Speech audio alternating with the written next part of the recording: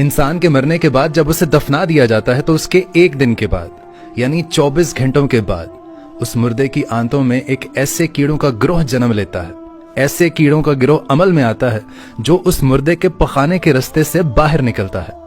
और साथ में नाकाबिले बर्दाश्त बदबू फैलाना शुरू कर देता है, जो कि दरअसल अपने हम पेशा कीड़ों के लिए एक इनविटेशन होता है, एक सिग्नल के तौर पर काम करता है। और ये ऐलान होता है बिच्छू और तमाम कीड़े मकोड़े उस इंसान के जिस्म की तरफ हरकत करना शुरू कर देते हैं और उस इंसान का गोश्त खाना भी शुरू कर देते हैं। और आप ये जानकर हैरान हो जाएंगे कि इंसान की तदफीन के 3 दिन के बाद सबसे पहले इंसान की नाक की हालत खराब होना शुरू हो जाती है।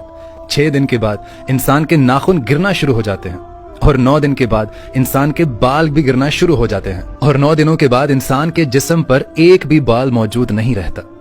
और साथ साथ इंसान का पेट भी फूलना शुरू कर देता है और 17 दिन के बाद पेट फट जाता है। 60 दिन के बाद मुर्दे के जिस्म से सारा गोश्त खत्म हो जाता है और इंसान के जिस्म पर एक भी बोटी,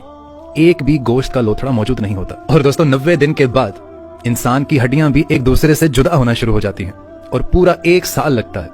1 साल के बाद वो तमाम की तमाम हड्डियां भी बोसीदा हो जाती हैं और बिलाखिर जिस इंसान को दफनाया गया था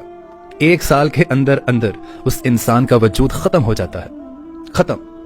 अब मुझे यह बताएं कि अगर 1 साल में हमारा वजूद ही खत्म हो जाता है